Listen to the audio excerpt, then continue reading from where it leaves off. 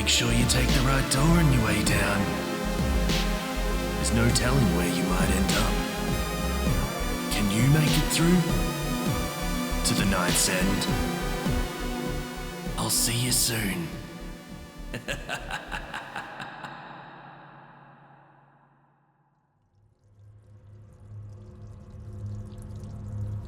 Good evening, friends. Or morning. Hard to tell behind a pane. This is The Night's End, and I'm Jimmy Horrors. If you've made it this far, you know the rules are soft. You also know I'm partial to a nice, tidy ending. Tonight's isn't that. It's a tape left for us, labelled Through the Glass, Darkly. No return address, no note. Just a surface that wanted playing. Well, let it roll. If you're listening near a mirror, do me a favour and turn it to face the wall. Not superstition, just manners. Through the Glass, Episode 3. Through the Glass, Darkly.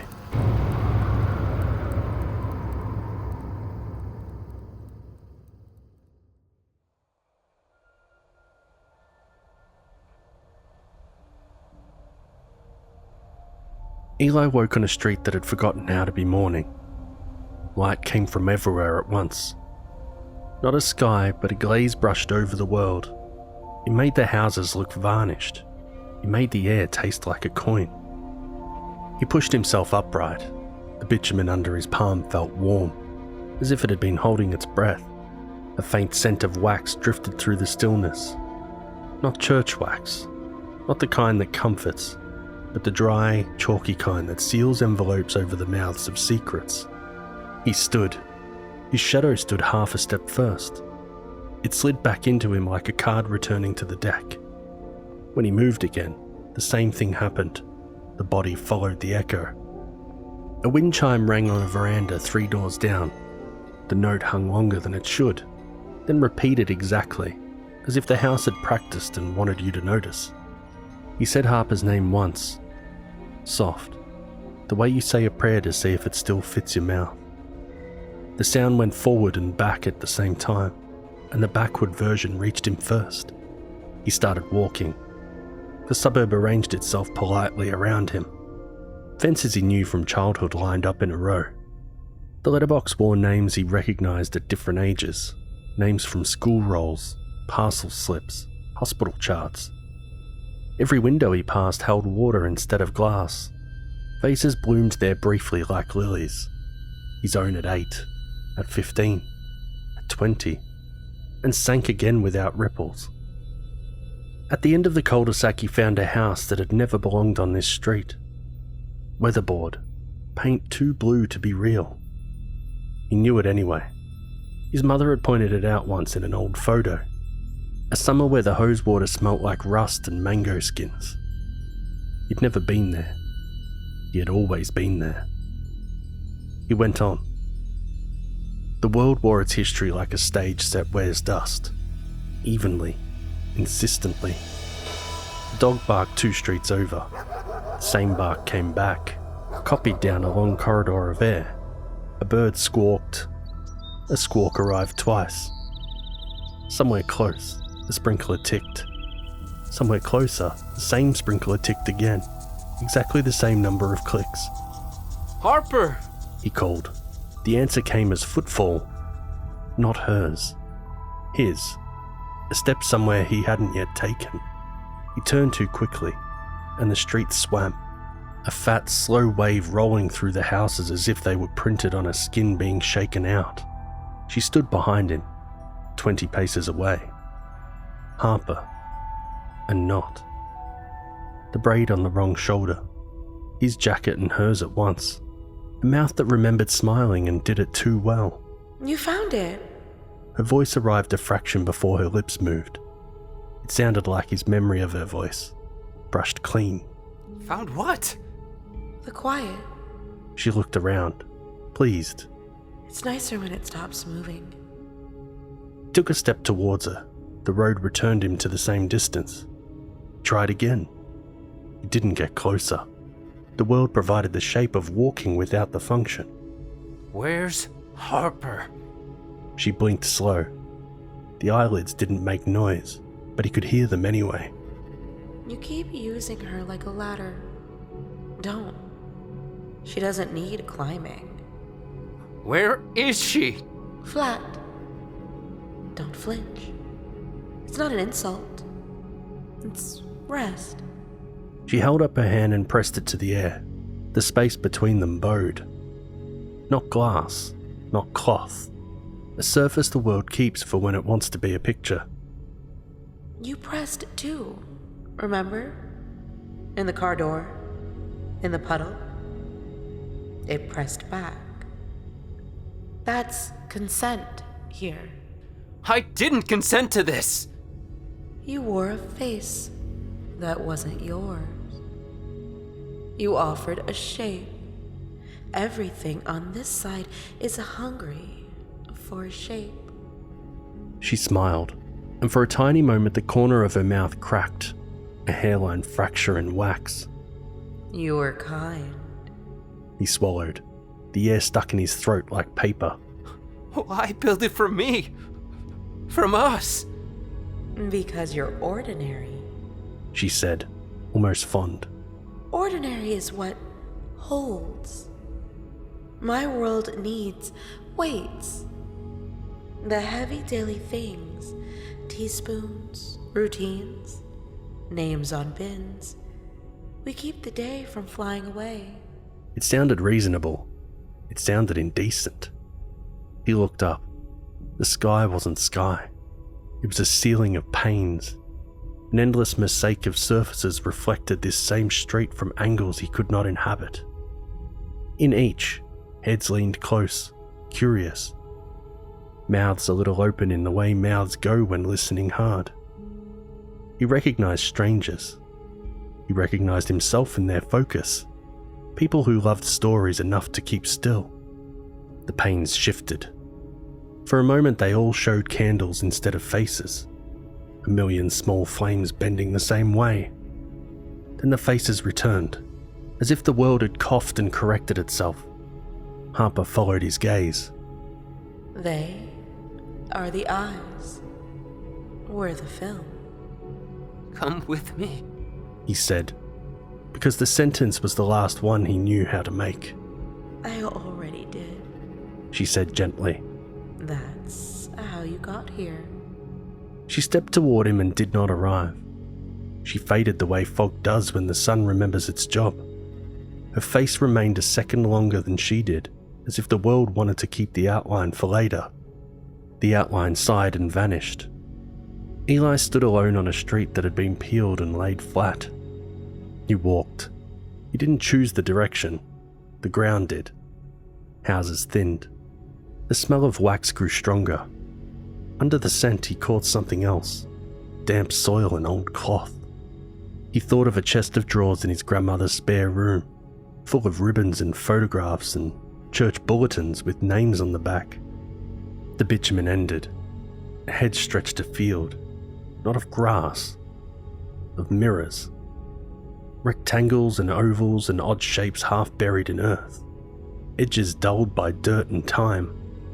Between them burned candles, one to each, flames steady as if the air had been nailed in place. He moved closer. The nearest mirror showed a scene he didn't own.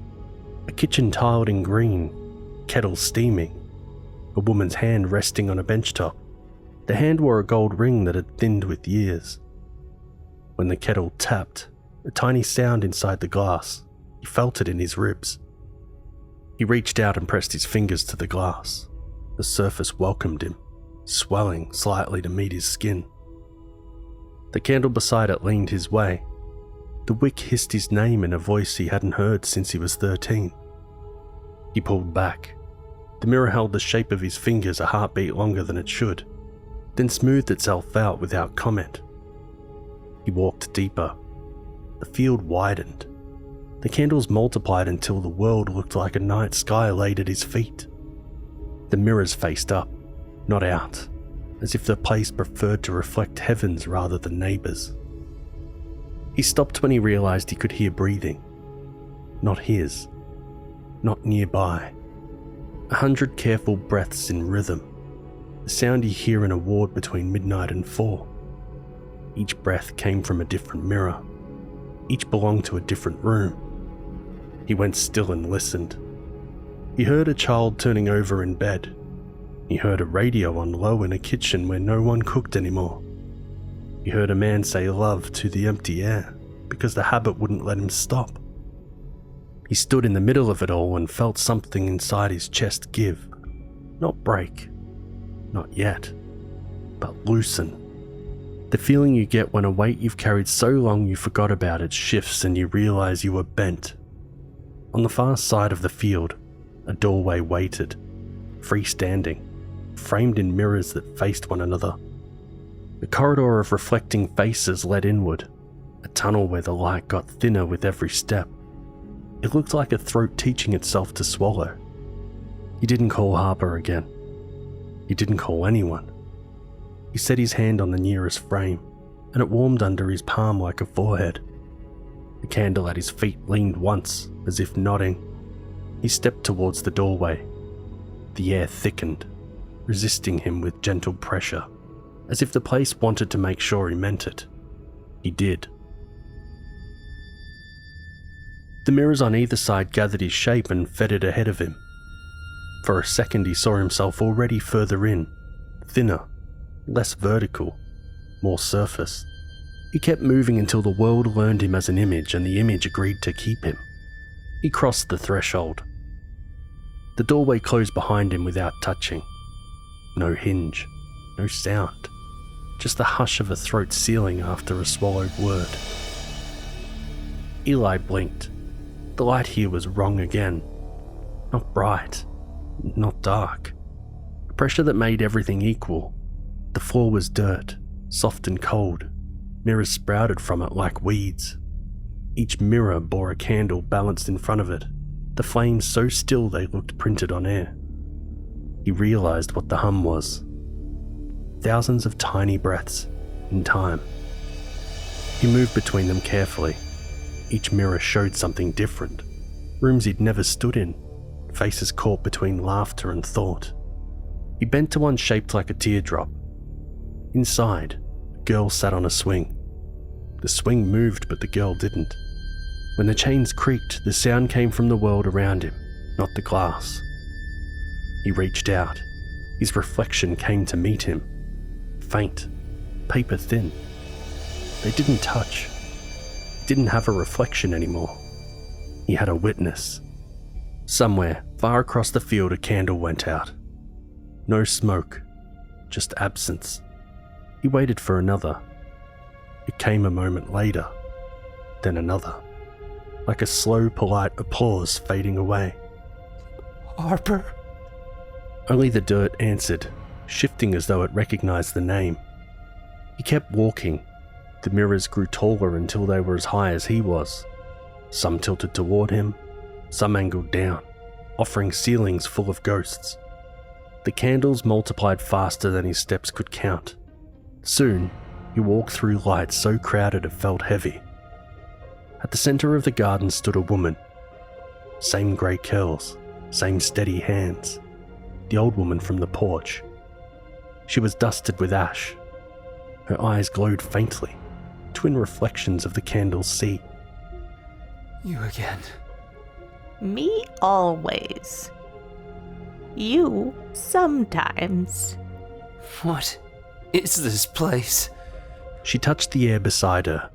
A mirror rose, obedient.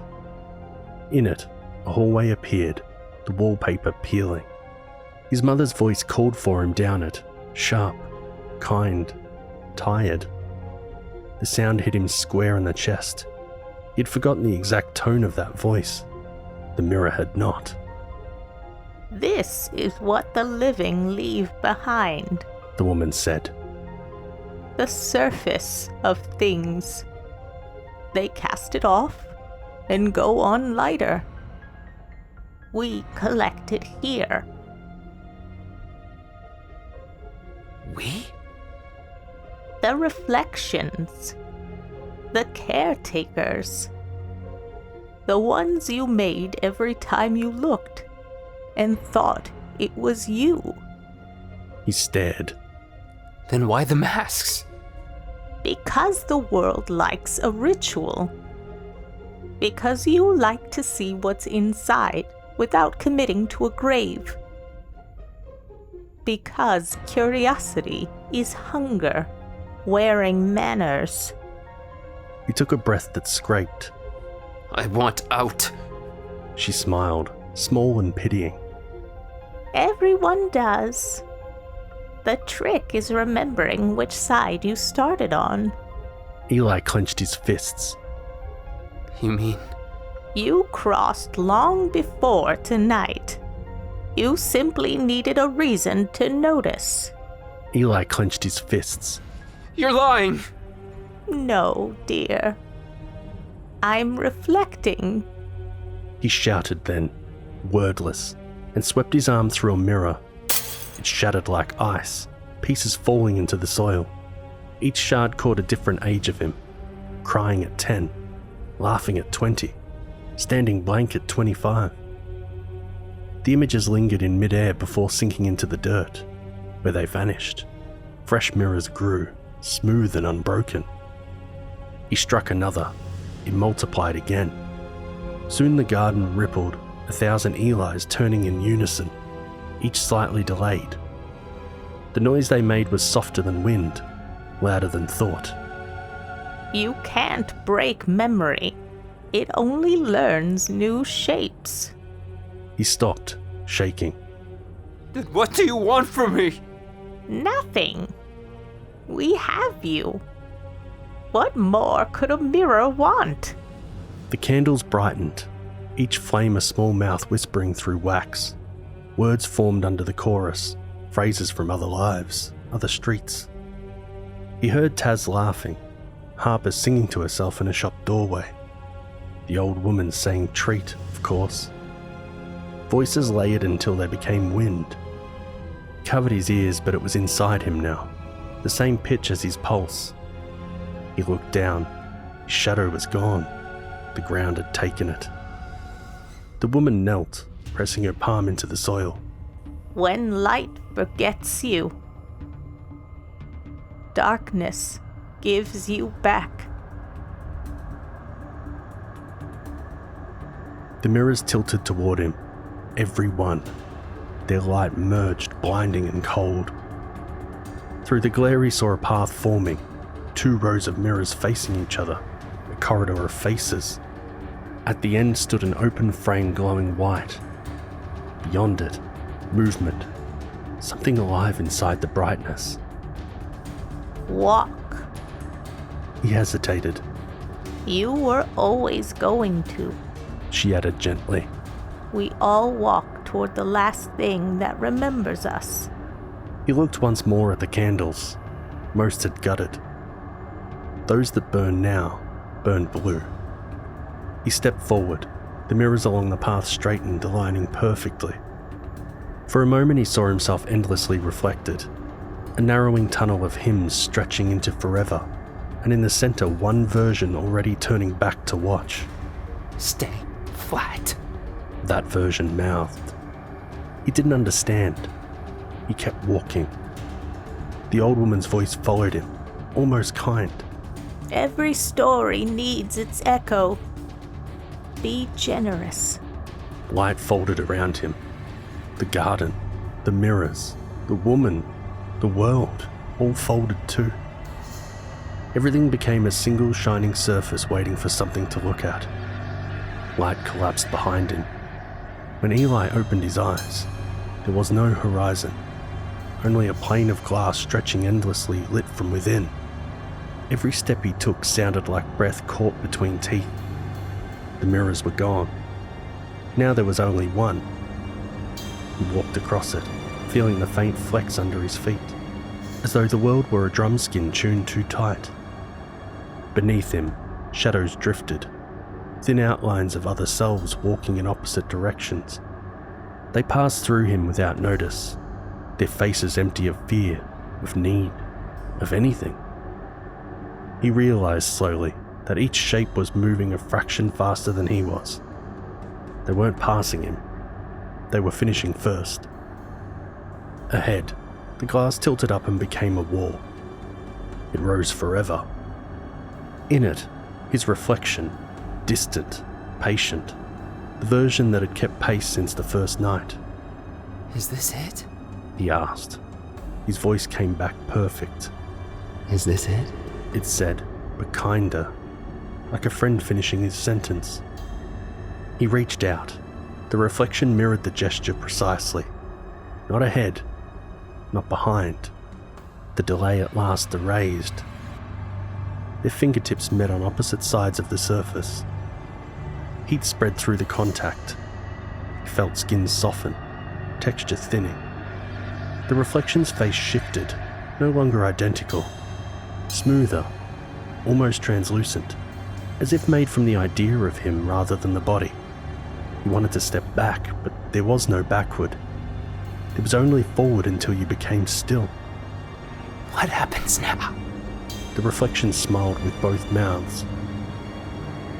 You stay remembered.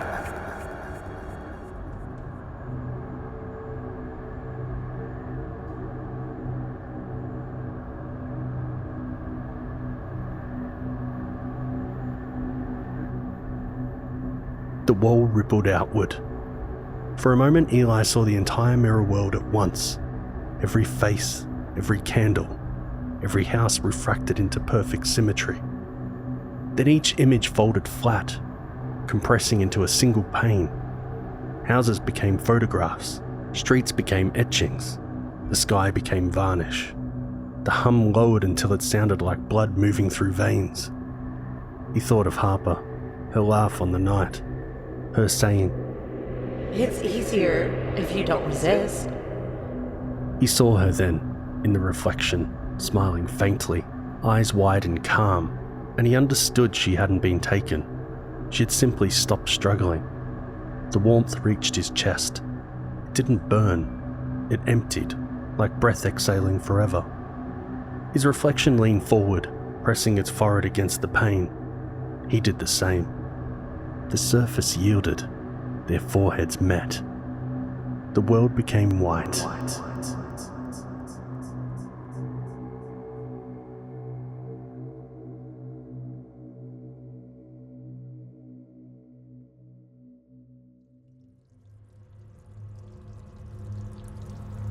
And that's where the tape ended. A single pop, burst of static, and a light that overexposed the reel. They tell you every ghost story is about unfinished business. But maybe it's the other way around. Maybe the ghosts finish, and we are what's left wondering. I suppose that's our Halloween tale done.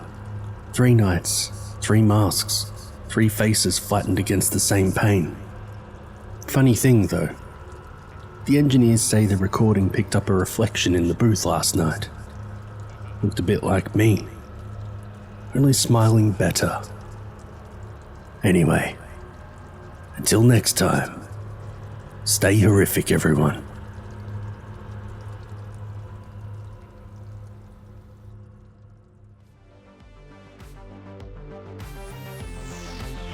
This has been a production of Dissonance Media. Through the Glass, Episode 3, Through the Glass, Darkly, was written by James Barnett. Elijah was performed by Denis Dietrich. Harper was performed by Naomi Richards. Taz was performed by Brandon P Jenkins. Old Woman was performed by Erika Ventura. Additional voices provided by James Barnett. This story was narrated by Jimmy Horrors, aka James Barnett. If you enjoyed, please do recommend it to a friend. To support The Night's End and Dissonance Media, you can join us on Patreon, where you can listen ad-free and get bonus stories. Happy Halloween. And remember, stay horrific, everyone.